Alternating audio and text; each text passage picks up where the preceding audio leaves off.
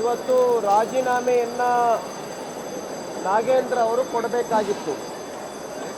ಆದರೆ ನಾಗೇಂದ್ರ ಅವರ ಮೊಂಡು ಹಠ ಮತ್ತು ಸರ್ಕಾರದ ಮೊಂಡು ಹಠ ಈ ಕಾರಣದಿಂದ ಇವತ್ತು ಸೆಷನ್ ನಡೀದೇ ಇರತಕ್ಕಂಥ ಪರಿಸ್ಥಿತಿಗೆ ತಲುಪಿದೆ.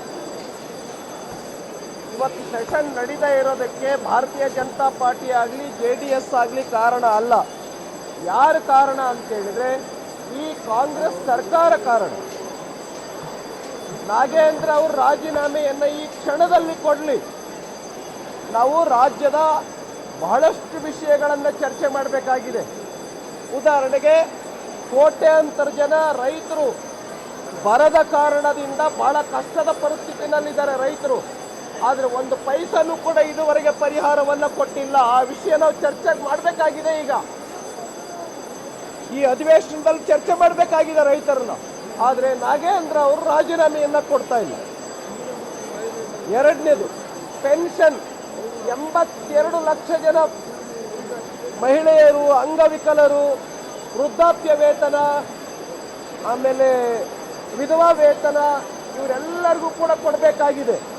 ಆದರೆ ಸರ್ಕಾರ 4-5 ತಿಂಗಳಿಂದ ನಿಲ್ಲಿಸಿದ. ಈ ವಿಷಯ ಚರ್ಚೆ ಮಾಡಬೇಕಾಗಿದೆ ನಾವು. ಮೂರನೇ ವಿಷಯ, ರಾಜ್ಯದಲ್ಲಿ ಪೌರ ಕಾರ್ಮಿಕರಿಗೆ ಕಳೆದ 7-8 ತಿಂಗಳಿಂದ ಸ್ಯಾಲರಿ ಆಗಿಲ್ಲ. ಆ ವಿಷಯ ಚರ್ಚೆ ಮಾಡಬೇಕಾಗಿದೆ.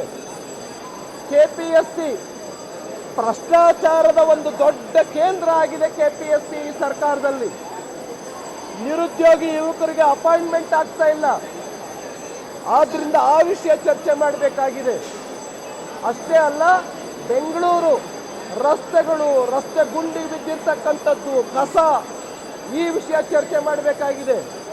ಅಷ್ಟೇ ಅಲ್ಲದೆ ರಾಜ್ಯದಲ್ಲಿ ಎಲ್ಲ ವಸ್ತುಗಳ ಬೆಲೆಯನ್ನು ಏರಿಸ್ತಾ ಇದ್ದಾರೆ ಇವರು.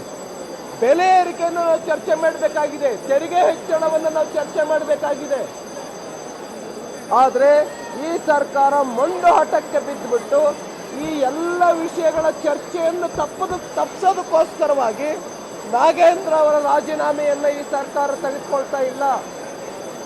ಈ ಸರ್ಕಾರದ ಧೋರಣೆ ಏನಿದೆ, ಸರ್ವಾಧಿಕಾರಿ ಧೋರಣೆ ಇದೆ. ದಲಿತರ ಹಣವನ್ನು, SC STಗಳ ಹಣವನ್ನು ಈ ಸರ್ಕಾರ ಭ್ರಷ್ಟಾಚಾರ ಮಾಡಿದೆ. 187 ಕೋಟಿ ಹಣವನ್ನು ಅನೇಕ ಅಕೌಂಟ್ಗಳಿಗೆ ಅಕ್ರಮವಾಗಿ ವರ್ಗಾವಣೆಯನ್ನು ಮಾಡಿದೆ ಈ ಸರ್ಕಾರ.